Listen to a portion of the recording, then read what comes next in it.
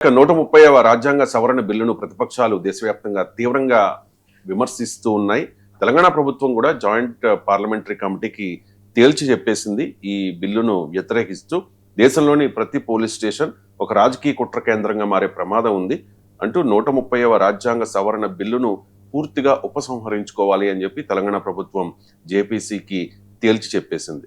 130వ రాజ్యాంగ సవరణ బిల్లు ప్రకారం ఏదైనా క్రిమినల్ కేసులో ఒక ప్రధానమంత్రి కానీ ముఖ్యమంత్రి కానీ మంత్రులు కానీ వరుసగా 30 రోజులకు పైగా జైల్లో ఉంటే ఆటోమేటిక్గా వారు పదవుల్ని కోల్పోతారు. ఇది సరే అంటే ఇప్పుడు దీని మీనింగ్ ఏంటి?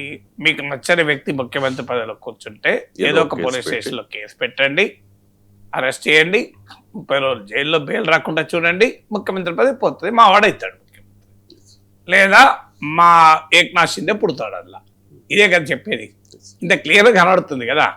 సో ఇది వెరీ క్లియర్ స్క్రిప్ట్. మీరు ఎవరినైనా ఏదో ఒక పోలీస్ స్టేషన్లో హైదరాబాద్లో ఉన్న నాగేశ్వర పైన సర్పవరంలో పోలీస్ స్టేషన్లో కేసు పెట్టినట్టు ఎక్కడో ఒక చోట కేసు పెట్టేయచ్చు. కేసు పెట్టిన తర్వాత ఏమవుతుంది? పోలీసులు అరెస్ట్ చేస్తారు, బెయిల్ రాకుండా అడ్డుకోవచ్చు. ప్రభుత్వానికి బ్రహ్మాండంగా లాయర్లు ఉంటారు. అడ్డుకున్న తర్వాత 30 రోజులు దాటుతుంది. దాడితే ముఖ్యమంత్రి వెళ్ళిపోతాడు. ఈలోగా ఆ పార్టీలో ఒక ఏక్నాథ్ షిండేనో లేదా ఒక రిటబ్రట బెనర్జీనో బెంగాల్లో పుట్టినట్టు పుడతాడు. ఏమున్నది అంటే క్లియర్గా ప్రజలు ఎవరినైనా ఎన్నుకోనియండి, మేము మాకు కావాల్సిన వాళ్ళని ముఖ్యమంత్రి సీట్లో కూర్చొని పెడతాం. ఇదే కదా. పైకి చూస్తే ఏమనిపిస్తుంది చూడండి, పిఎంనైనా సీఎంనైనా అవసరం వస్తే అవినీతికి పాల్పడితే తీసేయచ్చు. ఇంత న్యాయమైన చట్టంలా కనబడుతుంది. కానీ ప్రైమ్ మినిస్టర్ మీద ఎవరు కేసు పెట్టాలి? ప్రైమ్ మినిస్టర్ని ఎవరు అరెస్ట్ చేయాలి?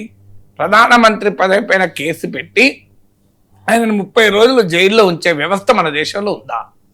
ఇప్పుడు రాష్ట్ర ముఖ్యమంత్రుల పైన కేంద్ర సంస్థలు కేసులు పెట్టి అరెస్ట్ చేసే ఉదాహరణలు ఉన్నాయి. మీకు అరవింద్ కేజ్రీవాల్ని అరెస్ట్ చేశారు, మీకు హేమంత్ సోరెన్ అరెస్ట్ చేశారు. మీరు అదే ప్రధానమంత్రి పైన రాష్ట్ర పోలీస్ ఏసీబీనో రాష్ట్ర సిఐడినో పోలీస్ కేసు పెట్టి అరెస్ట్ చేయగలుగుతుందా? అంటే క్లియర్గా ప్రధానమంత్రినోమో ఎవరు ముట్టుకోలేరు. పైకి చట్టంలో అలా ఉంటుంది, పిఎం అయినా సీఎం అయినా అని. కానీ కేంద్ర ప్రభుత్వానికి ఇష్టం ఉంటే ముఖ్యమంత్రి పదవిలో ఉంటారు, కేంద్ర ప్రభుత్వానికి ఇష్టం లేకపోతే ముఖ్యమంత్రి పదవిని తీసేస్తాము. సరిగ్గా ఆర్టికల్ 356 లాగానే కదా ఇది. ఆర్టికల్ 356 దుర్వినియోగం చేసుకుంటూ తమకు నచ్చని ప్రభుత్వాలను ఇదివరకు ఇలాగే తొలగించి రాష్ట్రపతి పాలన విధించారు 100కు పైగా సార్లు. సుప్రీంకోర్టు ఎస్ఆర్ బొమ్మాయి కేసులో తీర్పు చెప్పాక అది ఆగింది. ఇప్పుడు కూడా జరిగేది అదే కదా. నిజంగానే కేంద్ర ప్రభుత్వము కేంద్ర ప్రభుత్వ సంస్థలు న్యాయంగా ధర్మంగా ఉంటే ఈ ప్రాబ్లం ఏమీ ఉండదు. కానీ అలా ఉన్నాయా? అలా లేవని మనకు స్టాటిస్టిక్స్ చెప్తున్నాయి కదా. సిబిఐ ఈడీ కేసులు పెట్టిన రాజకీయ నాయకుల్లో 95% ప్రతిపక్ష నేతలే కదా. మీరు జైలుకి వెళ్ళిన వాళ్ళలో మీకు ప్రతిపక్ష నేతలే కదా. మీకు అధికార పార్టీలో చేరినా అధికార పార్టీ వాళ్ళైనా ఏమీ జరగదు. సువేంద్ర అధికారి పైన ఎన్ని ఆరోపణలు ఉన్నాయి, అవినీతి ఆరోపణలు. మమతా బెనర్జీ ప్రభుత్వంలో ఉన్నప్పుడు ఆయన ఇలా బెంగాల్లో ముఖ్యమంత్రి కదా. ఆయన పైన అవినీతి ఆరోపణలను ఏం చెప్పడం కాదు. నరేంద్ర మోడీ ఎన్నికల క్యాంపెయిన్లో అంతకుముందు ఆయన తృణమూల్ కాంగ్రెస్ నాయకుడిగా ఉన్నప్పుడు చాలా అట్రాక్టివ్గా బహిరంగ సభలో చెప్పాడు కదా, సువేంద్ర అధికారి ఏ రకంగా అవినీతి చేస్తాడు, ఏ రకంగా స్టింగ్ ఆపరేషన్లు దొరికాడు అని చెప్పి ఏకంగా నరేంద్ర మోడీయే చెప్పారు కదా. మళ్ళీ అదే సువేంద్ర అధికారి ప్రమాణ స్వీకారానికి నరేంద్ర మోడీ ముఖ్య అతిథిగా హాజరయ్యారు కదా. హేమంత్ బిశ్వా శర్మ పైన కాంగ్రెస్ ప్రభుత్వంలో కాంగ్రెస్ నాయకుడిగా ఉన్నప్పుడు కేసులు పెట్టారు కదా, సిబిఐ కేసులు. మళ్ళీ అస్సాం ముఖ్యమంత్రిగా ఆయన బీజేపీ ముఖ్యమంత్రి అయ్యాడు కదా. ఇలా బీజేపీలో చేరితే అశోక్ చౌహాన్ ఆదర్శ్ సొసైటీ కుంభకోణంలో కేంద్ర ప్రభుత్వ సంస్థలు కేసులు ఉన్నాయి కదా. భారత పార్లమెంట్లో ఆర్థిక మంత్రి నిర్మలా సీతారామన్ పార్లమెంటుకు కరప్షన్ ఇన్ యూపీఎస్ 10 years అని చెప్పి ఇచ్చిన నివేదికలో అశోక్ చౌహాన్ సంబంధించిన ఆదర్శ్ సొసైటీ కుంభకోణాన్ని ఒక పారాగ్రాఫ్గా ఒక సపరేట్ సబెడింగ్ లాగా పెట్టింది కదా. ఆ పెట్టిన భారత పార్లమెంట్లో మోడీ ప్రభుత్వమే ప్రవేశపెట్టిన నివేదికలో ఒక ముద్దాయిగా పేర్కొన్న అశోక్ చౌహాన్ వెంటనే బీజేపీలో చేరాడు, బీజేపీ రాజ్యసభ సభ్యుడయ్యాడు, మహారాష్ట్రలో బీజేపీ స్టార్ క్యాంపెయినర్ అయిపోయాడు. కేసులు ఏమీ లేవు కదా. ఇంత క్లియర్గా దేశం అంతటా జరుగుతుంటే ఈ ప్రభుత్వం ఇలాంటి రాజకీయ వాతావరణంలో ఒక 30 రోజులు జైల్లో ఉంటే ముఖ్యమంత్రి పదవి పోవాలి అంటే ఇక రాష్ట్రంలో ప్రతిపక్ష ముఖ్యమంత్రులు ఎవరు పనిచేయలేరు.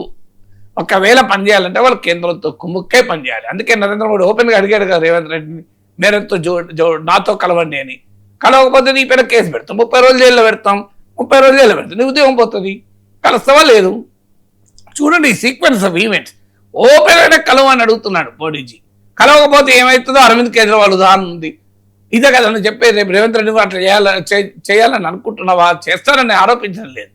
అంటే ఈ కేసు ఎందుకు పెట్టుకుంటున్నా, నేను ఎవరినైనా అరెస్ట్ చేస్తే ఇవాళ రేపు మన దేశంలో చట్టాలు ఎలా ఉన్నాయి, ఎవరిపైనైనా మీరు ఏ కేసు అయినా పెట్టచ్చు కదా. ఎవరిపైన ఏ కేసు ఏమీ చేయకపోయినా కేసులు పెట్టచ్చు కదా. అలాంటి క్రిమినల్ జస్టిస్ సిస్టంలో మనం ఉన్నాం కదా. ఎవరినైనా తీవ్రవాదం చెప్పి కేసు పెట్టచ్చు కదా. తీవ్రవాదానికి కేసు పెడితే 30 రోజులు కాదు 3 నెలల దాకా కూడా, 3 ఏళ్ల వరకు కూడా బయటకు రాడు కదా.